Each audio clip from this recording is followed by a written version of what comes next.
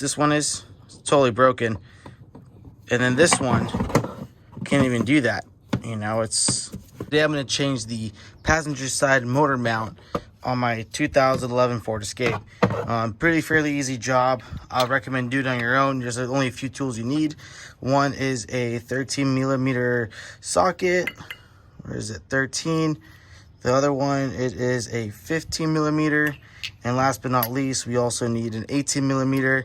Obviously, we will need, not obviously, we'll need an extension. I like to have this to have more leverage when you have to use a wrench. And also we gotta have a jack stand, or like not jack, a jack lift. So that way this here can go underneath the car onto the oil pan. First, since we got our tools, I'm gonna use right here a 15mm socket with the extension. You know, the drill lefty, righty, lefty, loosey. It's gonna be super tight. Well, this one is not. So this one came out pretty easily. Just loosen it up. Don't even take out the nut. Just make it loose. That one is... Before we start anything, the first thing you want to do is grab actually a 10mm. I didn't emphasize in the beginning of the video. A 10mm to unscrew this wiring harness part.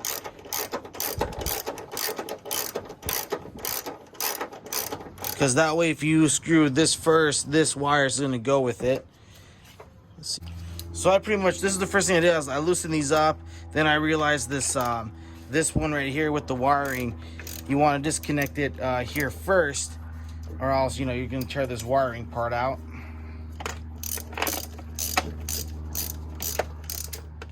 So again, first thing, you don't want to take out the ball. You just want to loosen it. I'm going to use an 18mm socket.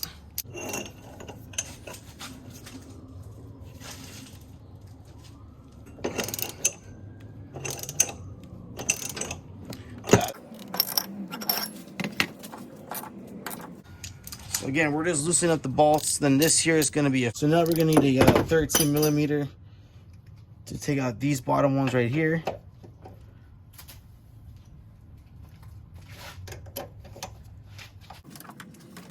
There's two tiny holes. I use this just to get the extra leverage. One there. It's going to be another 13 behind here.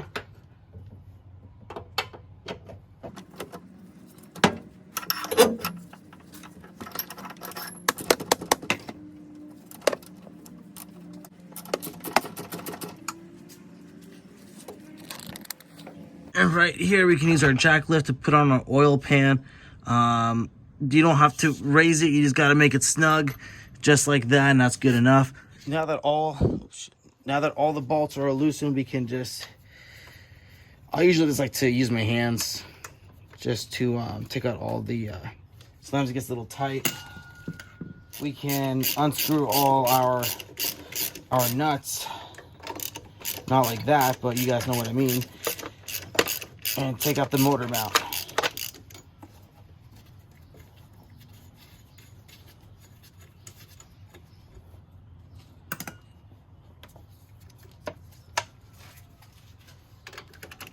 Part one out, put it to the side.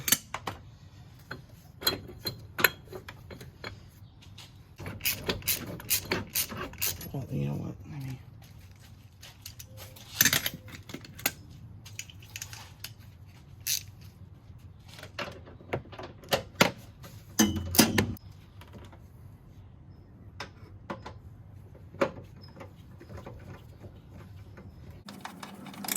Now that we got all our bolts taken out, let me actually just take this. There we go. And if you guys, I just brought this car home and it's super hot, so just be careful with that. And I took out the motor mount. I got to still unscrew this part, but when I took it out, this part broke, the bushing broke. So this definitely had to be replaced. As you can see right there. And it's super hard, hard to where I can just see. Look at that. Shouldn't be like that. Should be more like this. So it definitely had to be replaced. And I got, struggled to take this ball out and go from there. But see all that movement it has right there? It should not be doing that. So I kind of have to do like a Mickey Mouse with this thing to take it off, because if I use the socket, or the wrench to take out this bolt right here, it won't go because of this part right here. So meaning this is what I have to pretty much do. If I just do this, see? So I have to use a vice grip when we line it up, right? So use a vice grip right there. Lock in. There you go. Now it's locked. And now I'm gonna have the vice grip go against this part of the motor mount. I have my foot on this motor mount.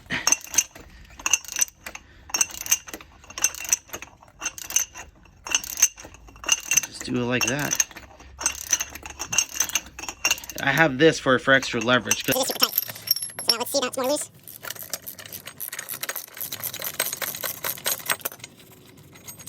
And voila. Right here I have the two motor mounts. Going to compare them side by side. Make sure they're the right part, which they are, as you can see. See how loose this one is? It's totally broken. And then this one can't even do that. You know, it's hard. It's still the way it's supposed to be. Obviously, I got to put this bushing on top right there. And do the process, you just got to go vice versa. But yeah, this was very long overdue. So, I mean, this is the reason why when I'm like at a red light or at a stop sign, whatever, my car vibrates a lot because of this. So now hopefully that will eliminate that problem. So now let's just do the vice versa of installing it. And then also, look, see? I can easily turn it with my fingers. And this one, not at all. That's always a pain to take out the bolt. And now we're going to go the vice versa. Just make sure to put your bushing back on. This way is going to be the right way. And make sure this part is facing outside towards the passenger. Because if you put it there, it's not going to fit. Now that it's aligned, we can grab our 13mm sockets. Or not, I should say.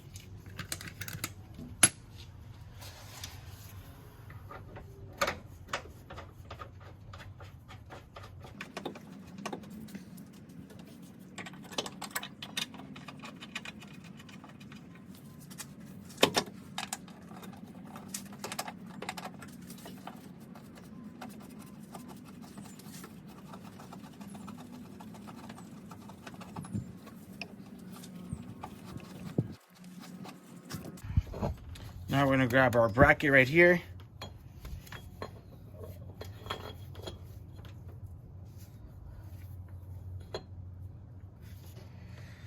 Now this part is where it's going to get... So as right here, I am jacking up the engine, and then you can slowly see these studs coming up right now.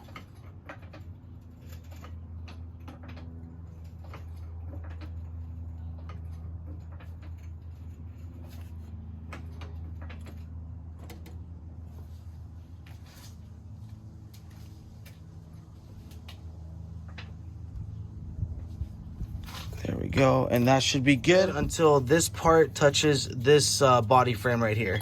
So once you kind of hear that noise right there, you are good to go. Now let's just grab our nuts.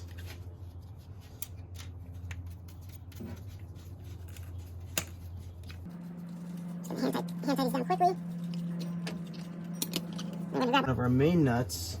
And this is the part where it can get a little tricky because this one you're gonna have to kind of move. That's why it's not always good to always tighten it first. Just hand tighten it so that way you can always move anything and adjust it just like that. Now it's going in, just hand tighten it down. And last but not least,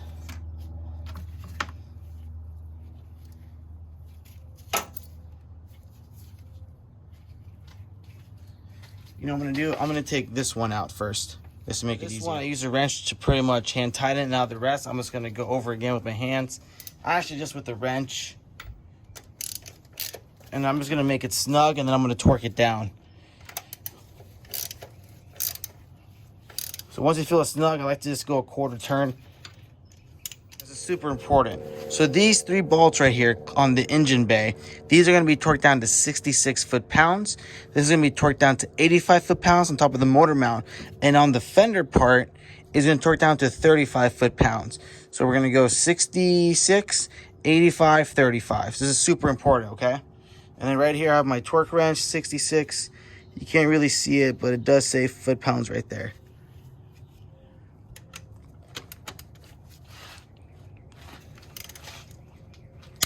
There we go. That's torqued down to 66. Come on. There we go, 66.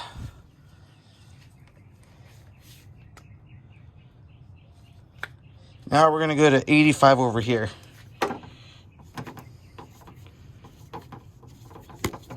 Oops. Oh, I think this one can only do 83 max. All right, so 83 or 83 is the max this one can do, or 82.75 to be exact.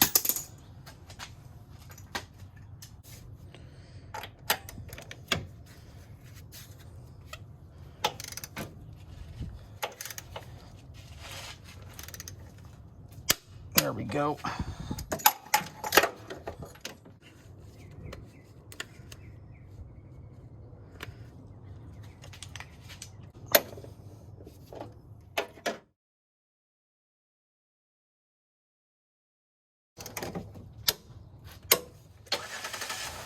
All right, right here, I'm turning on the car, put it in reverse, went down to neutral, went to drive. As you can see, the engine still does move, but I still need to change the other engine mount and the transmission mount. I did drive my car, and I noticed there was less vibration than before. There's still a little bit, but again, there's still more mounts I have to be that has to be replaced.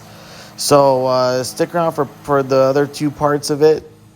From the transmission mount, I know earlier I did state it that there was 3 engine mounts, but there's technically 2 engine mounts and 1 transmission mount on the top, and I believe there's another transmission mount below. So stay tuned, and hopefully this video helps you guys out.